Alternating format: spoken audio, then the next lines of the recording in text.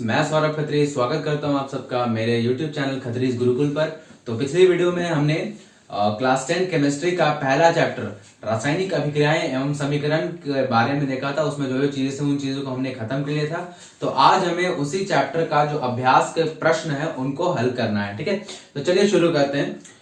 तो हमारा जो NCERT बुक है इसी से हम लोग जो भी इसी के जितने भी अभ्यास के प्रश्न है वो मैं इस वीडियो में आप लोगों को बताऊंगा।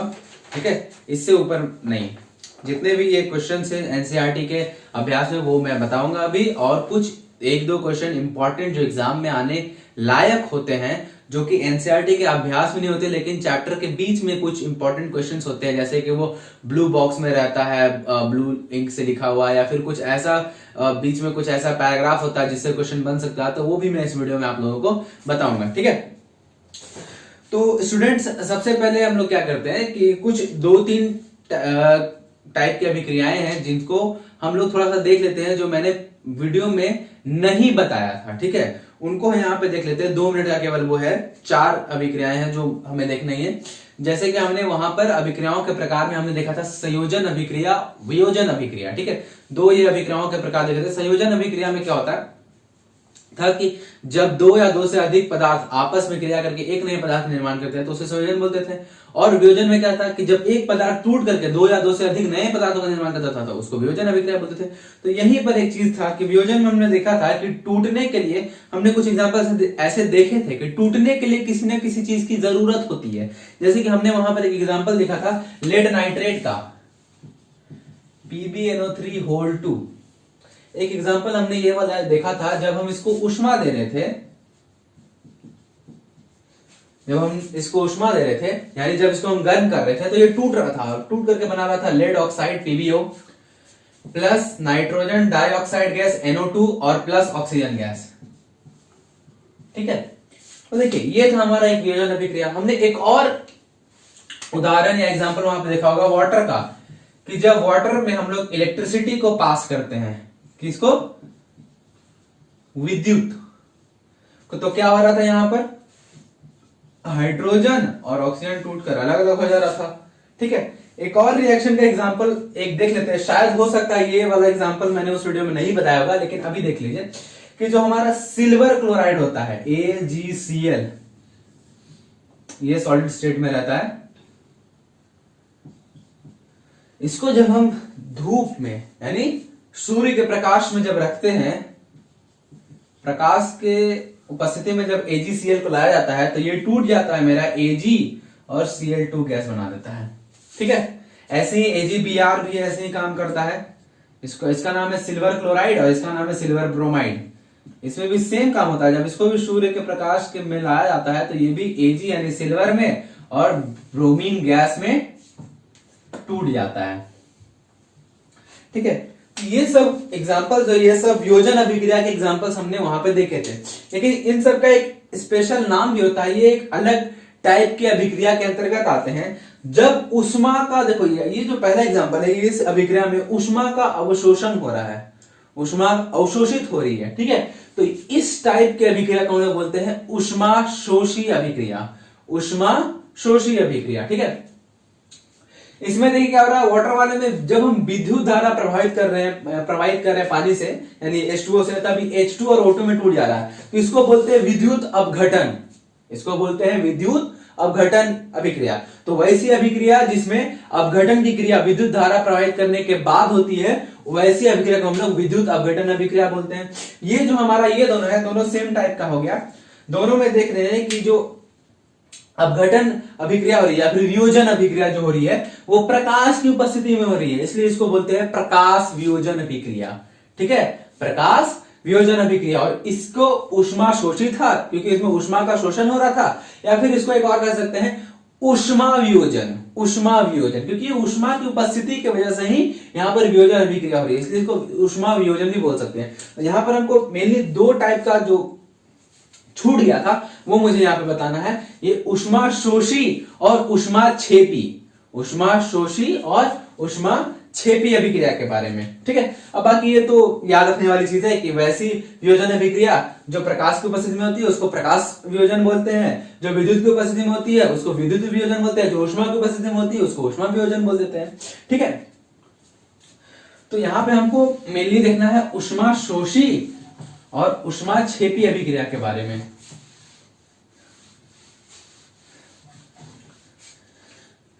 तो ऊष्मा शोषी अभिक्रिया जो होती है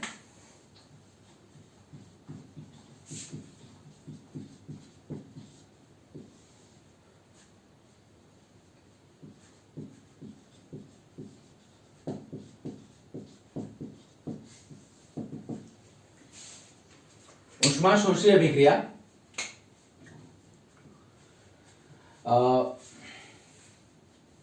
तो वैसी रासायनिक अभिक्रिया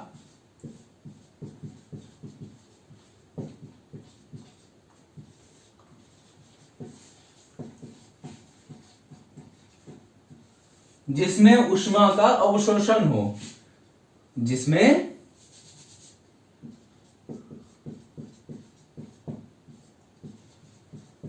ऊष्मा का अवशोषण होता है, उसे ऊष्मा शोषी अभिक्रिया कहते हैं। सिंपल, इसके बाद लिख देना, उसे ऊष्मा शोषी अभिक्रिया कहते हैं। इसके बाद कहते हैं, सिंपल हो गया। ठीक है, इसका ऊष्मा शोषी का एग्जांपल लिखना चाहें तो अभी जो हमने लेड वाला देखा था वो हो जाएगा, नहीं तो एक और एग्जांपल कैल्शियम कार्बोनेट, इसका भी एग्जांपल हमने वहां पर देखा था। जब इसको हम लोग हीट करते हैं, जब इसको भी हम लोग ऊष्मा देते हैं, कब तक, जब तक ये लगभग 750 डिग्री सेल्सियस तक गर्म नहीं हो जाता है। तो जब हम इसको ऊष्मा देते हैं इस टेम्परेचर तक, तब ये टूट जाता है कैल्शियम ऑक्साइड और कार्बन डाइऑक्साइड गैस में। ठीक है, तो ये भी एक उदाहरण हो गया ऊष्मा शोषी अभिक्रिया का। ठीक है, अब आगे बढ़ते हैं हम लोग ऊष्मा छेपी अभिक्रिया की तरफ।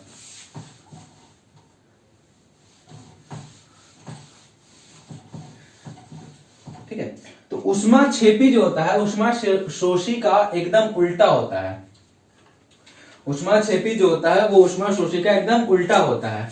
जैसे ऊष्मा शोषी में हमने देखा कि वैसी रासायनिक अभिक्रिया जिसमें ऊष्मा का अवशोषण होता हो उससे हम लोग ऊष्मा शोषी अभिक्रिया कहते हैं। लेकिन ऊष्मा छेपी अभिक्रिया में क्या होगा, वैसी रासायनिक अभिक्रिया जिसमें ऊष्मा बाहर निकलती है, जिसमें ऊष्मा बाहर निकलती है। ठीक है, जिसमें ऊष्मा बाहर निकलती है,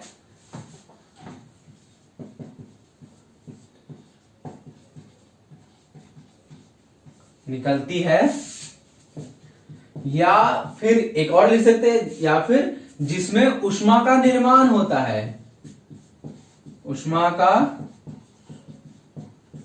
निर्माण होता है, उसे ऊष्मा छेपी रासायनिक अभिक्रिया कहते हैं। ठीक है, उसे ऊष्मा छेपी रासायनिक अभिक्रिया कहते हैं।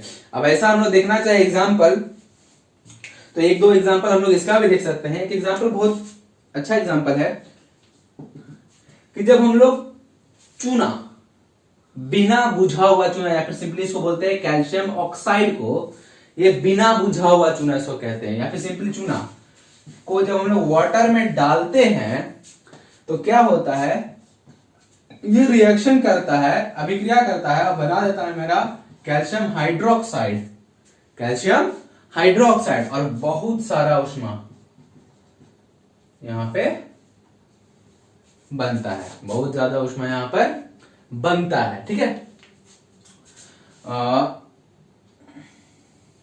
इसको बोलते हैं हम लोग कैल्शियम ऑक्साइड, जिसका एक कॉमन नेम जो होता है वो होता है बिना बुझा हुआ चूना। इसको बोलते हैं बुझा हुआ चूना।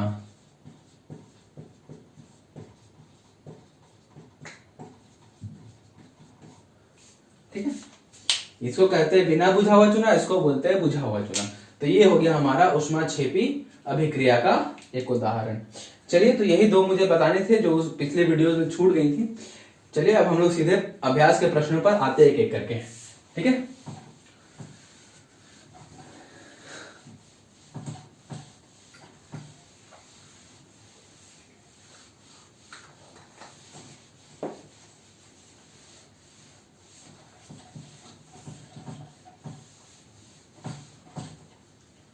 चलिए, तो हमारा जो सबसे पहला क्वेश्चन है अभ्यास का, जो एनसीईआरटी अभ्यास का पहला चैप्टर का सबसे पहला क्वेश्चन है वो है कि नीचे दी गई अभिक्रिया के संबंध में कौन सा कथन असत्य है। तो पहले जो अभिक्रिया है उसको लिख लेते हैं हम लोग। तो अभिक्रिया जो हमारी है पहला क्वेश्चन का, पीबीओ सॉलिड स्टेट में प्लस कार्बन सॉलिड स्टेट में, ये रिएक्ट कर गया और बन गया मेरा पीबी सॉलिड स्टेट में और plus carbon dioxide gases state में। ये है 2 और यहां है 2, ठीक है। चलिए अब यहां पे मेरे पास 4 ऑप्शन है। पहला ऑप्शन क्या है कि सीसा अपचयित हो रहा है। सीसा मतलब ये पीबी, लेड जिसको बोलते हैं, ये अपचयित हो रहा है। दूसरा है कि कार्बन डाइऑक्साइड उपचयित हो रहा है, ये कार्बन डाइऑक्साइड उपचयित हो रहा है। तीसरा है कि कार्बन उपचयित हो रहा है, ये कार्बन उपचयित हो रहा है। और चौथा है कि लेड ऑक्साइड अपचयित हो रहा है। कौन सा? तो ये लेड ऑक्साइड अपचयित हो रहा है। ये 4 ऑप्शन है और हमको पूछ रहा है ये कौन सा कथन असत्य है, ठीक है। कौन सा कथन असत्य है? सबसे पहले इस रिएक्शन को हम लोग एनालाइज कर लेते हैं। देखिए जितना भी हमारे पास जो ऑप्शन था वो सारा ऑप्शन उपचयन या फिर अपचयन पे दिया हुआ है। तो हमको काम क्या करना है, दूसरा कुछ चीज के बारे में नहीं सोचना है, हमको सिंपल ये सोचना है कि यहाँ पे किसका उपचयन हो रहा है और किसका अपचयन हो रहा है। उसके बाद हम लोग ऑप्शन में देख लेते हैं हम जो निकाले हैं वो किसमें किसमें है, तो जिसमें रहेगा वो सही होगा और बचा हुआ गलत हो जाएगा तो गलत वाला मेरा आंसर हो जाएगा, क्योंकि इसमें गलत वाला पूछ रहा है। चलिए देखिए यहाँ पे क्या हो रहा है, पीबीओ है पहले, रिएक्शन से पहले पीबीओ यानी ऑक्सीजन जो है वो पीबी के साथ है, लेकिन रिएक्शन के बाद देखें तो ऑक्सीजन यहां से हट गया है, पीबी से ऑक्सीजन हट गया है।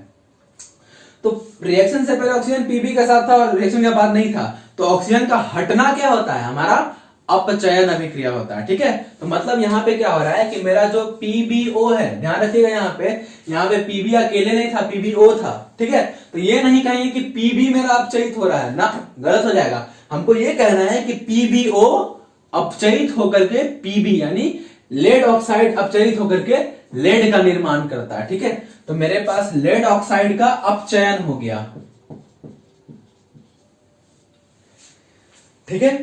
अब आगे बात करें, इसको देखें, यहां पे सी अकेले था लेकिन यहां पर ऑक्सीजन इसके साथ जुड़ गया, तो यहां ऑक्सीजन का जुड़ना हो रहा है, ऑक्सीजन का जुड़ाव हो रहा है, ऑक्सीजन यहां पे जुड़ रहा है, तो ऑक्सीजन का जुड़ना क्या होता है, हमारा उपचयन अभिक्रिया। तो यहां पर किसका उपचयन हो रहा है, कार्बन का, ना कि कार्बन डाइऑक्साइड का, ठीक है। ध्यान रखना इस बात को कि कार्बन का उपचयन हो रहा है। अब हम देख लेते हैं, तो मेरा यहां क्या हो रहा है, लेड ऑक्साइड जो है वो अपचयित हो गया और कार्बन जो है वो उपचयित हो गया। अब देख लेते हैं, काम हो गया मेरा, किसका अपचयन किसका उपचयन। तो ये जो ऑप्शन है कि सीसा अपचयित हो रहा है, ये गलत हो गया। खाली सीसा नहीं, लेड ऑक्साइड पूरा अपचयित हो रहा है, खाली लेड अपचयित नहीं हो रहा था, पहला वाला गलत हो गया। दूसरा कार्बन डाइऑक्साइड उपचयित हो रहा है ना, कार्बन डाइऑक्साइड कहां उपचयित हो रहा है, मेरा तो खाली कार्बन ना उपचयित हो रहा है, तो कार्बन डाइऑक्साइड उपचयित नहीं हो रहा है, तो दूसरा भी गलत हो गया। सी बोल रहा है कार्बन कार्बन उपचयित हो रहा है, हाँ ये बात सही, खाली कार्बन मेरा उपचयित हो रहा है। और डी बोलता है कि लेड ऑक्साइड अपचयित हो रहा है, तो लेड ऑक्साइड अपचयित हो रहा है, तो मतलब मेरा सी और डी सही है, ए और बी गलत है। तो इसके लिए जो मेरा आंसर है वो पहला होगा, जिसमें ए एवं बी दिया हुआ है, क्योंकि यहाँ पे कौन सा कथन असत्य है उसको पूछ रहा था, तो ए और बी मेरा गलत है, तो वो जो आंसर है वो नंबर 1 ऑप्शन में है, ठीक है। तो मेरा नंबर 1 ऑप्शन आंसर जो हो गया इस क्वेश्चन का वो हो गया नंबर 1, ठीक है। चलिए दूसरे क्वेश्चन की तरफ देख लेते हैं।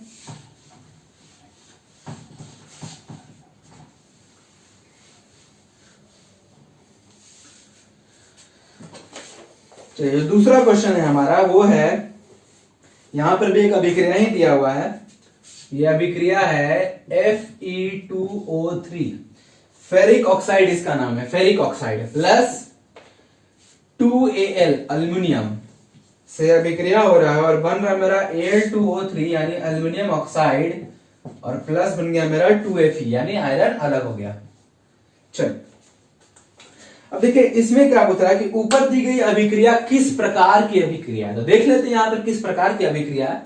तो अभिक्रिया में देखिए यहां पे क्या हो रहा है, कुछ खास चेंजेस नहीं हो रहे हैं यहां पे, और यहां पे आप देखेगा तो कुछ खास चेंज नहीं हो रहा है, सिर्फ एक चेंज हो रहा है कि यहां पर अल्युमिनियम अकेले था, आयरन ऑक्सीजन के साथ था, लेकिन यहां पर उल्टा हो गया, अल्युमिनियम ऑक्सीजन के साथ आ गया, आयरन अकेले हो गया। मतलब क्या हो गया कि जगह खाली पर एक दूसरे का ले लिया, अल्युमिनियम आयरन को हटा करके खुद उसका जगह ले लिया है। और ऐसा कब होता है, विस्थापन अभिक्रिया में। हम लोग ये चीज को देखे थे कि विस्थापन अभिक्रिया क्या था, कि जब कोई अधिक क्रियाशील धातु किसी कम क्रियाशील धातु को उसके लवण के विलयन से विस्थापित कर स्वयं उसका स्थान ले लेता है, उसको विस्थापन अभिक्रिया बोलते हैं। यहां पे देखिए अल्युमिनियम जो है आयरन से अधिक अभिक्रियाशील है और अल्युमिनियम आयरन को हटा करके खुद उसका जगह ले भी रहा है। तो ये मेरा किस तरह का अभिक्रिया हो गया, विस्थापन।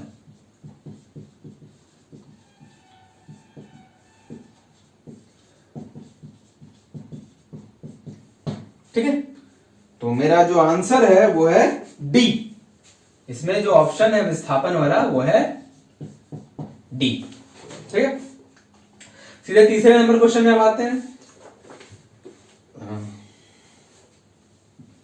तीसरा नंबर क्वेश्चन क्या बोलता है कि लौह चूर्ण पर, लौह चूर्ण यानी आयरन का बुरादा चूर्ण पर तनु हाइड्रोक्लोरिक अम्ल डालने से क्या होता है, सही उत्तर पर निशान लगाएं। हमको बोल रहा है कि जो लोहे का पाउडर है, आयरन का जो पाउडर है, उस पर जब हम लोग तनु हाइड्रोक्लोरिक अम्ल यानी HCl, डाइल्यूट HCl जिसको तनु हाइड्रोक्लोरिक अम्ल बोला जाता है, उसको जब डालेंगे तो क्या होगा, कैसी अभिक्रिया होगी, क्या बनेगा नहीं बनेगा, उसको हमको यहाँ पे देखना है। हमारे पास 4 ऑप्शन है, उसको देखना है। चलिए देखते हैं क्या होगा। लौह चूर्ण यानी आयरन, इस पर डालना क्या है, तनु हाइड्रोक्लोरिक एसिड, तनु हाइड्रोक्लोरिक एसिड मतलब HCl। क्या होगा देखते हैं। तो देखिए यहां पर क्या हो रहा है, ये आयरन और एसिड के, सॉरी आयरन मतलब मेटल और एसिड के बीच का रिएक्शन है। ठीक है, इस रिएक्शन में क्या होगा कि ये मेटल जो है एसिड से हाइड्रोजन को हटा देगा और जो इसका नेगेटिव आयन वाला पोर्शन यानी क्लोरीन, इससे अभिक्रिया करेगा और बन जाएगा मेरा आयरन क्लोराइड FeCl2 और हाइड्रोजन गैस अलग हो जाएगा। ये बाहर निकल रहा है इसलिए ऊपर की तरफ एरो दिखा दी। तो ये मेरा क्या हो गया, आयरन पर जब हम लोग तनु HCl डाले तो क्या हो गया, मेरा आयरन का लवण बन गया, आयरन का लवण बन गया यानी आयरन क्लोराइड बन गया और हाइड्रोजन गैस अलग हो गया। देख लेते ये ऑप्शन किसमें है। ए ऑप्शन में बोलता है हाइड्रोजन गैस एवं आयरन क्लोराइड बनेगा, तो पहला ऑप्शन सही हो गया मेरा, हाइड्रोजन गैस और आयरन क्लोराइड बन गया। तो इसका आंसर जो मेरा हो गया वो हो गया ए ऑप्शन। ठीक है, चलिए अब अगले क्वेश्चन की तरफ बढ़ते हैं।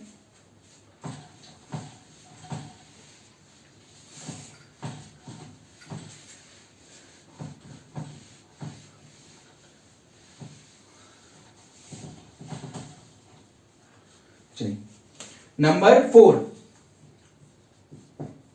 संतुलित रासायनिक समीकरण क्या है, रासायनिक समीकरण को संतुलित करना क्यों आवश्यक है। देखिए ये जो चौथा क्वेश्चन का जो आंसर है, ये हमने वीडियो में देखा था कि संतुलित रासायनिक समीकरण क्या होता है। तो संतुलित रासायनिक समीकरण वो रासायनिक समीकरण है जिसमें अभिकारक और उत्पाद दोनों ही तरफ प्रत्येक उपस्थित तत्व के परमाणुओं की संख्या बराबर होती है। ठीक है, इसको ध्यान रखिएगा कि संतुलित रासायनिक समीकरण वैसी रासायनिक समीकरण को कहते हैं जिसमें अभिकारक और उत्पाद दोनों तरफ जो भी तत्व उपस्थित हैं उनकी परमाणुओं की संख्या बराबर होती है। ठीक है, ये हो जाता है मेरा संतुलित रासायनिक समीकरण। देखिए मैं इसको लिख ले रहा हूं, मैं बोल दे रहा हूं, उसको आप सुन करके लिख लीजिए। और रासायनिक समीकरण को संतुलन करना क्यों आवश्यक है, तो इस चीज को भी हमने देखा था कि द्रव्यमान संरक्षण के सिद्धांत के अनुसार किसी भी रासायनिक अभिक्रिया के दौरान ना तो द्रव्यमान का निर्माण होता है और ना ही क्षय होता है। अतः रासायनिक अभिक्रिया के पहले और अभिक्रिया के बाद द्रव्यमान क्या बोलते हैं, द्रव्यमान जो है नियत रहता है, वो बदलता नहीं है। ठीक है, तो इसी वजह से हमको क्या करना पड़ता है, इसी सिद्धांत के संरक्षण के लिए, इसी सिद्धांत के वजह से हमको किसी भी रासायनिक समीकरण को संतुलित करने की आवश्यकता पड़ती है। ठीक है, इस क्वेश्चन का आंसर हमने वीडियो में दे दिया था, उसको आप देख लीजिएगा। ठीक है, नंबर 5 जो हमारा है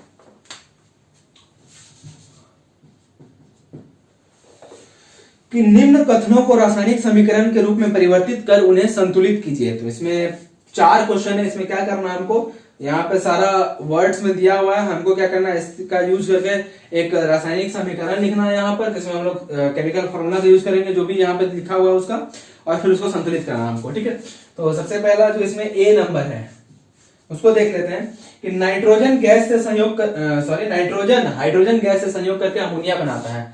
नाइट्रोजन यानी N2 ये क्या बोलते हैं, द्विपरमाणुक गैस होता है। ठीक है, ये गैस अवस्था में रहेगा, प्लस H2 हाइड्रोजन भी मेरा द्विपरमाणुक गैस है, ये भी गैस अवस्था में रहेगा, दोनों अभिक्रिया करके बना रहा है अमोनिया, जिसका फॉर्मूला होता है NH3 अमोनिया।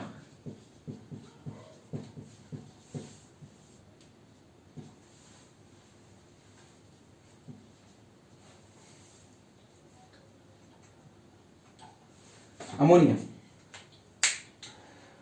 ठीक है, अब हमको इसको बैलेंस करना है। ये हमारा वर्ड से हमने रासायनिक समीकरण लिख लिया, अब इसको बैलेंस करना है। देखिए, तो यहाँ पे 2 नाइट्रोजन है, 2 हाइड्रोजन, यहाँ पे 3 हाइड्रोजन है और 1 नाइट्रोजन है। तो यहाँ पे 2 नाइट्रोजन है, यहाँ पे 1 ही नाइट्रोजन, तो इसको 2 से मल्टीप्लाई कर देंगे तो यहाँ पे नाइट्रोजन तो 2 हो गया, लेकिन मेरा हाइड्रोजन क्या हो गया, 6 हो गया। तो हाइड्रोजन 6 है, इधर 2 ही है, तो इसको 6 बनाने के लिए इसको 3 से गुना कर देते हैं, हो गया मेरा बैलेंस। 2 नाइट्रोजन 2 नाइट्रोजन, 3 दूना 6 हाइड्रोजन, 3 दूना 6 हाइड्रोजन, हो गया काम खत्म। किए क्या यहाँ पर, सिंपली मेरे पास यहाँ पर नाइट्रोजन 2 था, यहाँ पे शुरू में 1 था, तो इसको 1 से 2 बनाने के लिए हमको 2 से मल्टीप्लाई करना था, कर दिए। लेकिन इसको 2 से मल्टीप्लाई करने से मेरा नाइट्रोजन तो 2 हो गया, लेकिन हाइड्रोजन उसकी वजह से 6 हो गया, तो इसको 3 से मल्टीप्लाई कर दिया, जिससे यहाँ पर भी हाइड्रोजन 6 हो गया बैलेंस। चलिए अब आगे बढ़ते हैं। नंबर बी क्या बोलता है कि हाइड्रोजन सल्फाइड गैस का वायु में दहन होने पर जल एवं सल्फर डाइऑक्साइड गैस बनाता है। हाइड्रोजन सल्फाइड, इसका जो फॉर्मूला होता है वो होता है H2S।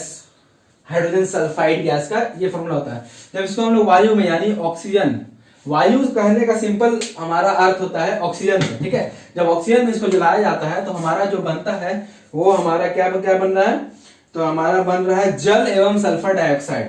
जल यानी H2O और सल्फर डाइऑक्साइड मतलब SO2। हो गया, ये हमने लिख लिया रासायनिक समीकरण। अब इसको बैलेंस करना है, तो देखिए यहाँ पे हम बैलेंस करते हैं, 2 हाइड्रोजन यहाँ, 2 हाइड्रोजन यहाँ, 1 सल्फर यहाँ, 1 सल्फर यहाँ, सॉरी 3 ऑक्सीजन यहाँ, लेकिन यहाँ पर 2 ही ऑक्सीजन है। ठीक है, तो हमको क्या करना है, ऑक्सीजन को अब खाली बैलेंस करना है। चलिए देख लेते हैं क्या कर सकते हैं हम लोग।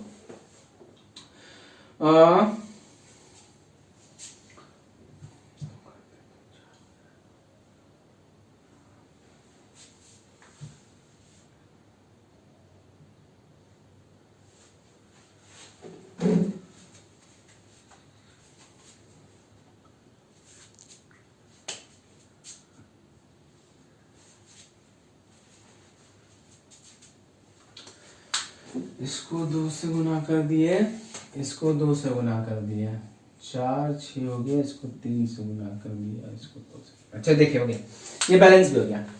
क्या किए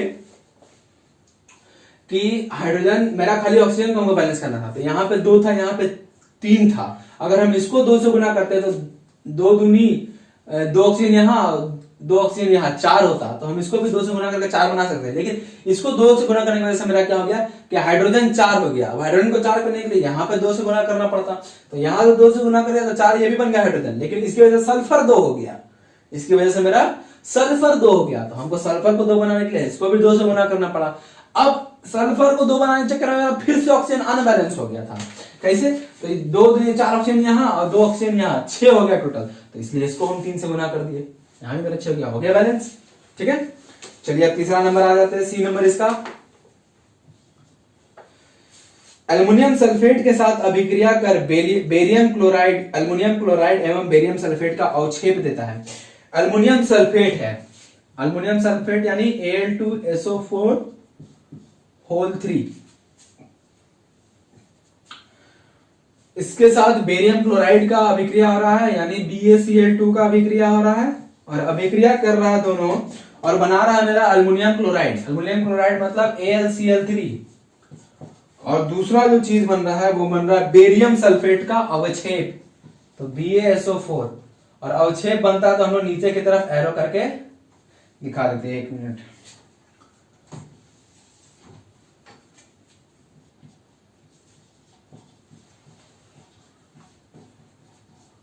ठीक है, तो लिख लिया हमने समीकरण। अब इसको खाली बैलेंस करना है, तो करके देख कर लेते हैं। चलिए देखिए, चेक कर लेते हैं पहले क्या क्या है।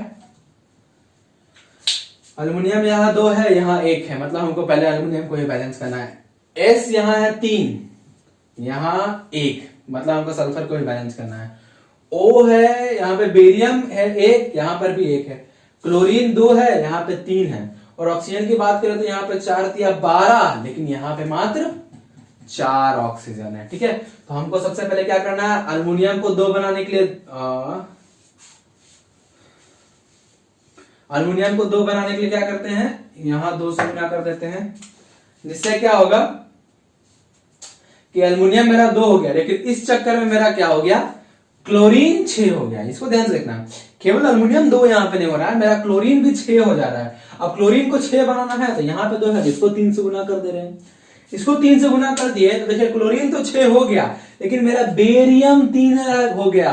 पहले जो 1 था वो 3 हो गया, अब ये 3 है, यहाँ पे 1 ही है, तो इसको भी 1 से 3 बनाने के लिए इसको 3 से गुना कर देते हैं। अब इसको 3 से गुना किए तो देखिए क्या हो रहा है, मेरा बेरियम 3 हो गया, लेकिन सल्फर यहाँ पे 3 हो गया, ऑक्सीजन 12 हो गया, और वही चीज हमको चाहिए भी था, यहाँ पर भी सल्फर 3 था और 12 ऑक्सीजन था, तो हो गया मेरा बैलेंस। कैसे, 2 अल्युमिनियम 2 अल्युमिनियम, एस 3 3 एस, 4 तिया 12 ऑक्सीजन, 4 तिया 12 ऑक्सीजन, 3 दूना 6 क्लोरीन, 3 दूना 6 क्लोरीन, और 3 बेरियम 3 बेरियम हो गया। तो ये था हमारा नंबर सी। चलिए अब नंबर डी देख लेते हैं। तो नंबर डी जो है वो हमारा पोटाशियम धातु जल के साथ अभिक्रिया करके, पोटाशियम धातु यानी के, ये जल के साथ अभिक्रिया करता है और बना देता है पोटाशियम हाइड्रोक्साइड एवं हाइड्रोजन गैस। पोटाशियम हाइड्रोक्साइड मतलब KOH और हाइड्रोजन गैस मतलब H2। ठीक है, चलिए अब इसको बैलेंस कर लेते हैं, देख लेते हैं। K 1 है, यहां पर भी 1 है, हाइड्रोजन तो यहाँ 2 है, लेकिन यहाँ पर ये 2 1 3 हो गया, और ऑक्सीजन 1 है, यहाँ पर भी 1 है, मतलब हमको सिर्फ हाइड्रोजन को बैलेंस करना। ठीक है, यहाँ 3 है और यहाँ 2 है, तो हमको कुछ ऐसा करना है कि दोनों साइड बराबर है। चलिए अगर हम इसको 2 से गुना कर दे तो क्या हो गया, देखिए इसको 2 से गुना करने से मेरा हाइड्रोजन 2 और 2 4 हो गया। अब इसको 4 बनाने के लिए हम इसको भी 2 से गुना कर देते, इधर भी हाइड्रोजन 2 दूना 4 हो गया। इसकी वजह से क्या हो गया, मेरा ऑक्सीजन 2 हो गया, और यहाँ पर ऑक्सीजन इससे गुना करने से 2 हो गया, लेकिन यहाँ पोटाशियम 2 हो गया था ना, तो यहाँ पर भी 2 से गुना कर देते हैं, यहाँ पर भी 2 से गुना कर देते हैं, मेरा पोटाशियम यहाँ पर बैलेंस हो गया। तो 2 पोटाशियम 2 पोटाशियम, 4 हाइड्रोजन 2 हाइड्रोजन, यहाँ 2 हाइड्रोजन 4 हाइड्रोजन 2 ऑक्सीजन 2 ऑक्सीजन, हो गया ये बैलेंस। तो ये था हमारा नंबर 5। चलिए आगे नंबर 6 की तरफ बढ़ते हैं।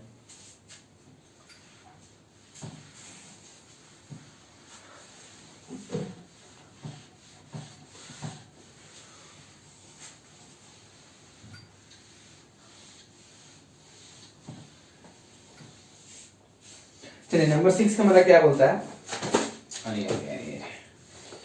निम्न रासायनिक समीकरणों को संतुलित कीजिए। इसमें 4 वो रासायनिक समीकरण दिया हुआ है। तो 5 वाले नंबर 5 में क्या था कि वर्ड्स में लिखा हुआ था, हमको पहले रासायनिक समीकरण बनाना था और फिर उसको संतुलित करना था, लेकिन 6 वाले में क्या दिया हुआ है कि रासायनिक समीकरण पहले से दिया हुआ, हमको बस इसको संतुलित करना। चलिए देख लेते हैं।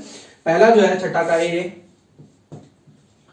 वो हमारा दे रहा है HNO3 प्लस CaOH होल 2, दोनों का अभिक्रिया हुआ और बन गया कैल्शियम नाइट्रेट और water, CaNO3 whole 2 plus H2O water. इसको हमको बैलेंस करना है। चलिए देखते हैं। HNO3 मतलब नाइट्रिक अम्ल, ये जो है हमारा नाइट्रिक अम्ल है। CaOH होल 2 कैल्शियम हाइड्रोक्साइड, ये दोनों आपस में अभिक्रिया किया और बन गया मेरा कैल्शियम नाइट्रेट प्लस जल।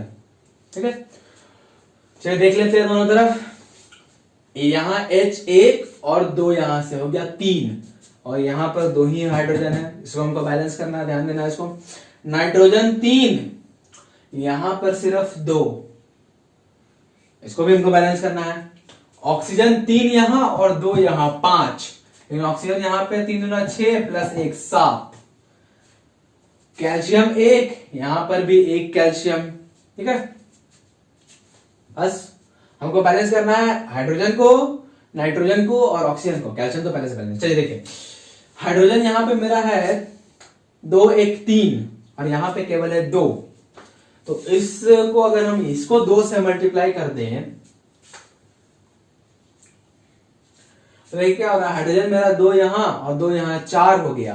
तो इस 4 को बनाने के लिए इसको भी 2 से गुना कर देते हैं। ठीक है, इसकी वजह से क्या हो गया, मेरा 3 दूना 6 और 2 8 ऑक्सीजन हो गया। लेकिन यहां पे सिर्फ 2 ऑक्सीजन है, तो इसको हम 4 से गुना कर दें। नहीं, यहां पे 2 ऑक्सीजन नहीं है, सॉरी, 2 ऑक्सीजन यहां और 3 दूना 6 प्लस 2 8 ऑक्सीजन हो चुका है हमारा। नाइट्रोजन है 2, ये हो गया 2 नाइट्रोजन और 1 कैल्शियम और 1 कैल्शियम हो गया मेरा बैलेंस। सिंपली वो इसको 2 से बैलेंस मल्टीप्लाई करना था, मेरा पूरा बैलेंस हो गया। चलिए ठीक है, नंबर बी पे आगे बढ़ते हैं।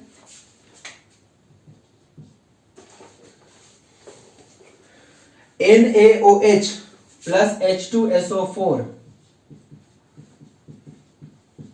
दोनों अभिक्रिया किया और बन गया मेरा sodium sulphate Na2SO4 plus H2O। ठीक है, चलिए ये अब क्या करते हैं, बैलेंस करना अब हमको। तो देखिए, 2 को सोडियम यहां है, यहां 1 ही सोडियम है, तो पहले सोडियम को ही बैलेंस कर लेते हैं, इसको 2 से मल्टीप्लाई करते हैं। ठीक है, या फिर रुक जाइए, पहले मल्टीप्लाई करने सीधे बेहतर रहेगा, पहले हम देख लेते हैं हमको किसको किसको बैलेंस करना है। सोडियम 1 यहां 2 यहां, हमको सोडियम को बैलेंस करना है, यह बैलेंस नहीं है। ऑक्सीजन यहां पे 4 1 5 है और यहां पर 4 और 1 5 है। ठीक है, ये बैलेंस है। हाइड्रोजन यहां पे 2 1 3 है और हाइड्रोजन यहां पे केवल 2 है।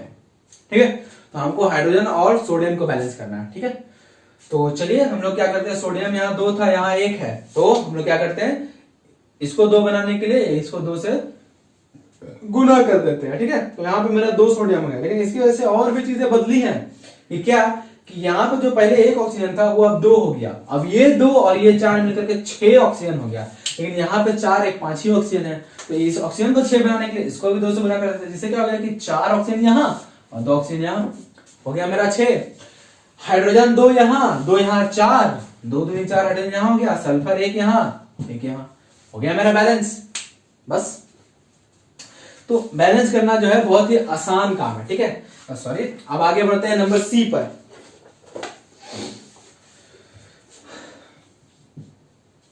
सी जो है NaCl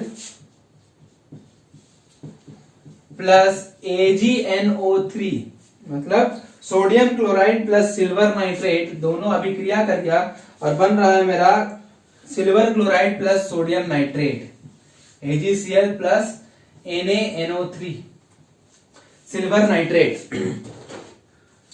चलिए देखिए, यहां पर सोडियम क्लोराइड सिल्वर नाइट्रेट दोनों अभिक्रिया किया और बन गया मेरा सिल्वर क्लोराइड और सोडियम नाइट्रेट। हमको इसको सिंपली बैलेंस करना है, बस वही काम करना है। तो देख लीजिए, जहां तक मुझे लगता है ये पहले से ही बैलेंस्ड है। कैसे, तो 1 sodium 1 sodium, 1 Ag 1 Ag, 1 Cl 1 Cl, 1 NO3 और 1 NO3, ये पहले से ही बैलेंस्ड है, इसको कुछ करने की जरूरत नहीं है। ये आप यहाँ पे देख भी सकते हैं कि केवल क्या हो गया, दूसरी तरफ सोडियम और सिल्वर दोनों अपना जगह खाली बदला है, बाकी और कुछ चेंज नहीं हुआ है। इस वजह से इसको बैलेंस करने की जरूरत हमको नहीं पड़ रही है। ठीक है, नंबर डी देखते हैं। नंबर डी बोलता है BaCl2 मतलब बेरियम क्लोराइड प्लस H2SO4 यानी सल्फ्यूरिक अम्ल दोनों अभिक्रिया कर रहा है और बना रहा है बेरियम सल्फेट प्लस HCl यानी हाइड्रोक्लोरिक अम्ल, या फिर हाइड्रोजन क्लोराइड इसको बोल सकते हैं। चलिए देखते हैं, अब हमको इसको बैलेंस करना है।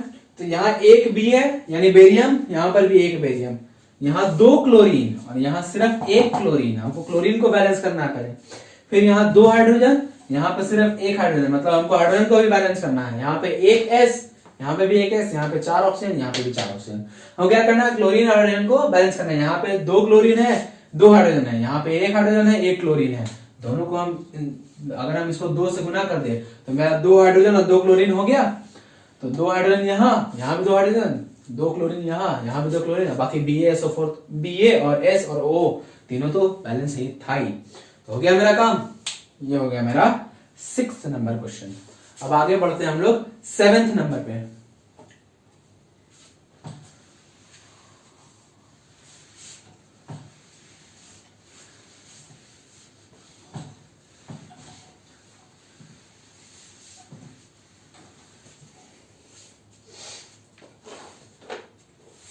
ठीक है, 7th नंबर में क्या बोल रहा है कि यहाँ पर भी सेम काम करना है। अभिक्रिया यहाँ पे दिया हुआ है लेकिन वर्ड के फॉर्म में दिया हुआ है।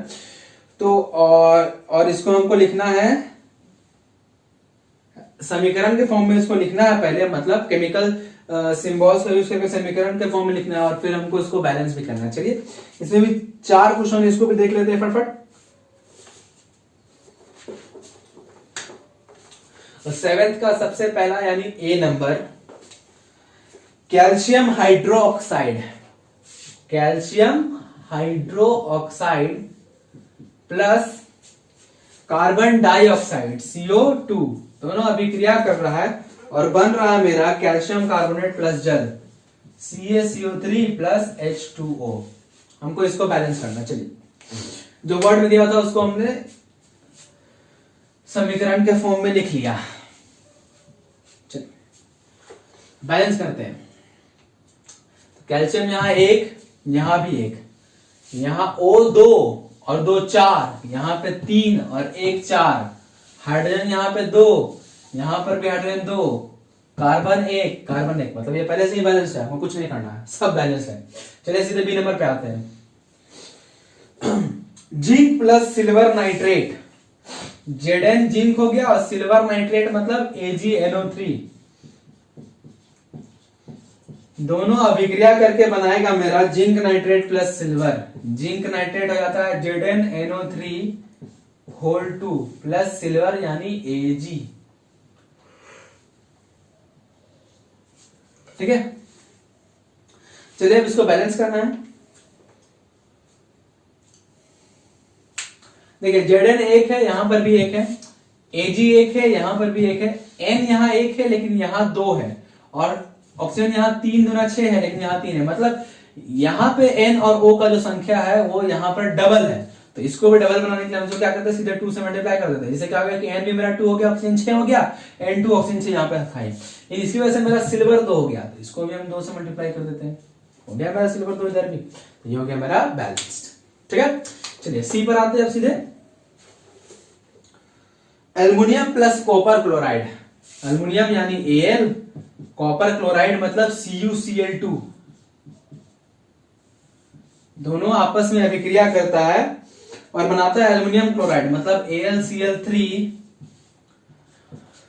प्लस मेरा बन रहा है कॉपर। चलिए इसको बैलेंस करना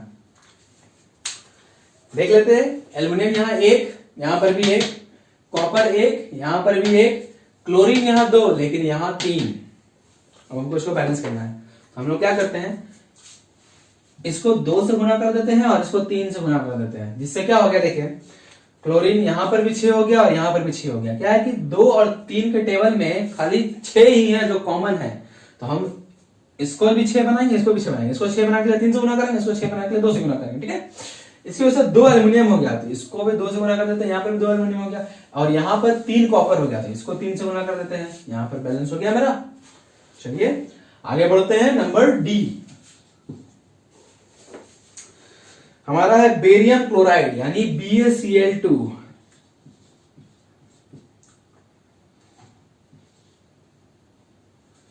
प्लस पोटाशियम सल्फेट K2SO4, दोनों अभिक्रिया करके बनाता है barium sulphate BaSO4 plus potassium chloride KCl। ठीक है, हमको इसको संतुलित करना है। तो देखिए एक Ba यहां, एक Ba यहां, Cl 2 है यहां लेकिन यहां पर सिर्फ 1 है, एक S यहां, सॉरी 2 पोटाशियम यहां लेकिन यहां पर सिर्फ 1 है, तो मतलब हमको Cl को यहां 2 है, यहां 1 है, इसको 2 बनाना है, और पोटाशियम यहाँ 2 है, यहाँ 1 है, जिसको पोटाशियम को भी 2 बनाना है। एस यहाँ 1, यहाँ भी 1, यहाँ 4 ऑक्सीजन, यहाँ 4 ऑक्सीजन। मतलब हमको सिंपल क्या करना है, के को और सीएल जो यहाँ 2-2 है, यहाँ पर 1-1 है, इसको डबल कर देना है। डबल करने के लिए क्या करें, 2 से सिंपली मल्टीप्लाई कर देते हैं, हो गया मेरा डबल। तो देखिए 2 potassium 2 potassium, 2 chlorine 2 chlorine, 1 Ba 1 Ba, 1 S 1 S, O4 मतलब 4 ऑक्सीजन 4 ऑक्सीजन, हो गया बैलेंस। तो ये हो गया हमारा 7th नंबर का। ठीक है, तो चलिए स्टूडेंट्स हम लोग आज यही तक रखते हैं।